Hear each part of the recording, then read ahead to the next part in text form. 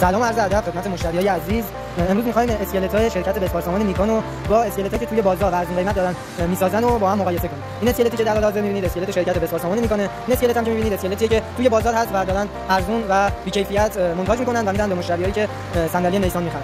اما بریم سراغ ویژگی‌های این اسکلت که شما مشاهده می‌کنید. از تسمه‌های 3 سانت ضخامت 4 میل استفاده شده با مفتول‌های 6 و این قسمت رو که نگاه می‌کنید مقاوم سازی شده، یعنی به هیچ عنوان تسمه وسط شکم نمی‌کنه و نمی‌شکنه و همینطور که می‌بینید جوشا همه محکم و پخش شده.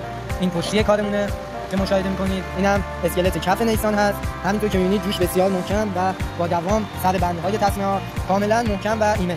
اما اسکلتی که اینجا مشاهده می‌کنید متأسفانه کاملا بی‌کیفیت. همینطور که می‌بینید با یه انگشت تسمه‌ها بازی می‌خوره و همینطور که می‌بینید جوشایی که اینجا دادن همه شکسته است و جوشای بی‌کیفیت. تسمه‌ای که می‌بینید 2 میله و هیچ مقاومتی نداره. می‌بینید که نشست کرده و همینطور مهمترین چیز جوش هست که مشاهده می‌کنید لوله پخ نشده و فقط این زیریه خال جوش خورده و همینطور که می‌بینید کاملا مفتولا کنده شده با خال جوشی که زدن. هیچ مقاومتی در برابر فشار نداره.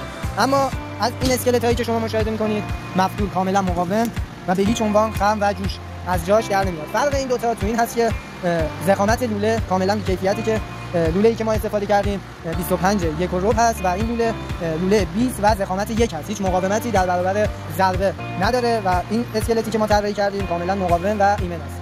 مرسی از توجهتون به کار.